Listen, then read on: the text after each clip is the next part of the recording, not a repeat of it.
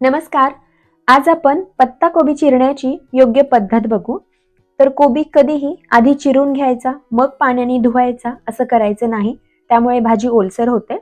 तर कोबीची जी पानं आहेत ती आधी अशी काढून घ्यायची. हवी तेवढी पानं आधी काढून घ्या. त्यानंतर पाण्याने स्वच्छ धुवून घ्यायचं. आतल्या बाजूला कीड वगैरे असू शकते, तर ते बघून तेवढाच भाग काढून टाकायचा. पाणी पूर्णपणे निथळलं की मग यातलं एखादं पान घ्यायचं, त्याची अशी घडी करायची आणि हव्या त्या आकारामध्ये कोबी चिरून घ्यायचा. एकाच वेळेला एकावर एक 2 ते 3 पानं ठेवूनही चिरू शकता. यामुळे काय होतं, एकतर कीड वगैरे असेल तर ती दिसून येते. कोबी आधीच धुतल्यामुळे भाजी ओलसर होत नाही आणि हव्या त्या आकारामध्ये छान असा बारीक कोबी चिरला जातो.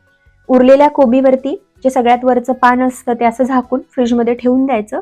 कोबी फ्रेश राहतो आणि या पद्धतीने केलेली भाजी अजिबात ओलसर होत नाही, छान कुरकुरीत राहते. नक्की ट्राय करा.